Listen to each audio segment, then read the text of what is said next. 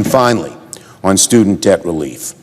Last month, President Biden announced his new SAVE plan for student loan borrowers, calling it the most affordable student loan repayment plan ever created. And not one day into this work period, Senate Republicans are already trying to torpedo this new lifeline for millions of American borrowers.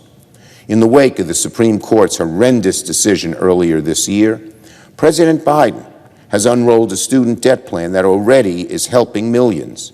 It's targeted relief for those who need it most: working-class families, middle-class families, borrowers of color, and remarkably, 4 million borrowers have already enrolled. Those with undergraduate loans will pay no more than 5% of their income. Many borrowers with lower incomes will see their monthly student loan payments cut in half. Some will see it drop to zero, and many more will save up to $1,000 a year on payments. Think about what these savings will empower people to do. Save for a down payment on a home, start a family, create a business, contribute to the economy. Isn't that something we should all get behind? Well, apparently and unfortunately, Senate Republicans think not. On the very same day that the administration announced 4 million borrowers have enrolled to the SAVE plan, Senate Republicans announced their plan to eliminate this lifeline. It's becoming a trend. Democrats work hard to find new ways to provide relief for borrowers in need, and then Republicans, instead of working with us to find a fix to our broken student loan system, immediately shoot them down. My colleagues on the other side like to talk about lowering costs, but then they turn around and oppose any attempt to give student loan borrowers the help they need. And for them, that's maybe the biggest or one of the biggest costs that they have. The Republicans use the same old tired excuse. The student loan relief only helps the few, the wealthy. That's utter nonsense. President Biden's SAVE plan will benefit the Americans who need it most: working and middle-class families, students of color, community college students, and borrowers working in public service. Senate Democrats will strongly oppose this Republican measure should it come to the floor for a vote. And we will stand with student loan borrowers as we continue to push for as much relief as possible. I yield the floor. Dear friends, please make sure to watch out for this. Many are now warning of a catastrophic government shutdown this September, which could lead to a downturn in the United States economy. But even as a shutdown looms, several cities and states are continuing to provide direct relief to households that are experiencing financial struggles. My dear friends, please make sure that you watch until the end of this video to learn more about this. Also, this coming Friday, I will be announcing several winners for the Walmart gift card giveaway. If you would like to enter these weekly giveaway, friends, please click and like several of my videos and then comment below the keyword of each video that you watch. The more videos that you watch and then comment on, friends, the greater your chances of winning these giveaways. Lawmakers are returning to Washington, D.C., giving investors something new to worry about, which is a possible government shutdown this fall. The first deadline on the horizon is the end of the fiscal year at midnight on September 30th. Many government services will cease then, unless some sort of action, likely a short-term delay, is taken. While shutdowns have historically had minimal economic impact, some warn that this time could be different. Moody's Analytics chief economist Mark Zandi laid out one particular daunting scenario during a recent interview. He cited the possibility of a long-term shutdown that extends out through the entire quarter and into next year possibly. Another view came in a report late last week from Goldman Sachs that predicted any shutdown will have a modest effect on the economy, while also mentioning the possibility of an extended shutdown as an important scenario to watch.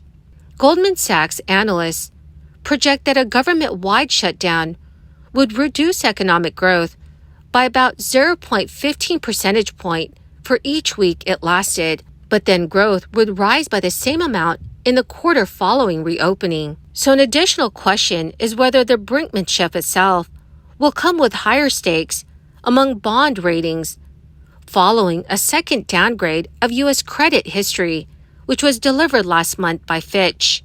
The ratings agency downgraded the U.S. government's top credit rating, so even if a shutdown is avoided, the coming fight is likely to be just the latest example of what Washington, D.C.'s dysfunctional process of dealing with fiscal issues.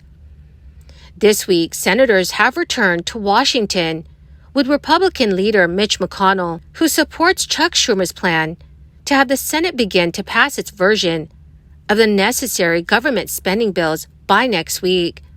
Mitch McConnell said the Senate's top priority during the coming debate will be securing money for what he called urgent national security and disaster relief priorities.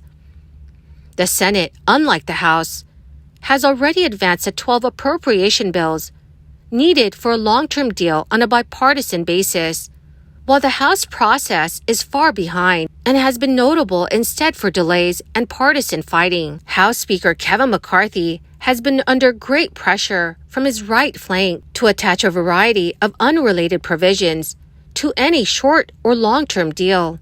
There continues to be several relief programs that are sending out direct payments to those that are financially struggling.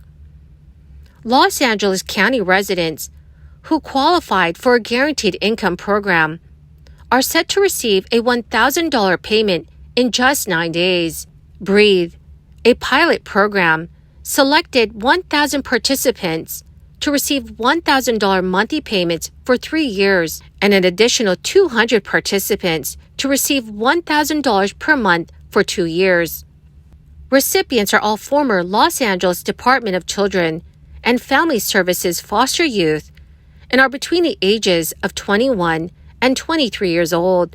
The program is intended to help recipients establish financial security. Also, remaining eligible Alaska residents who have an eligible not paid status will receive their 2022 Permanent Fund dividend in just 8 days.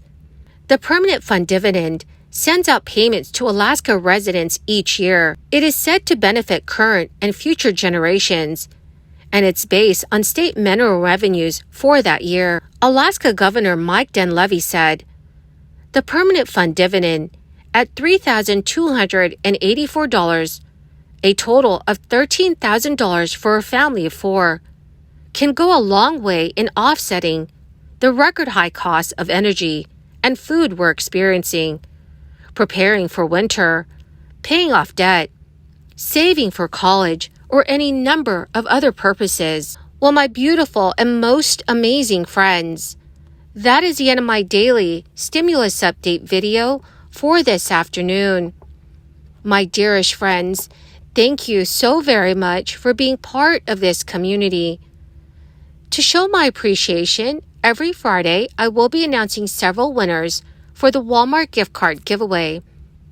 If you would like to enter the weekly giveaway, friends, all you need to do is click and like several of my videos and then comment below the keyword of each video that you watch.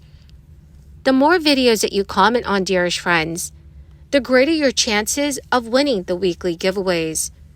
Thank you and have a wonderful and very blessed week.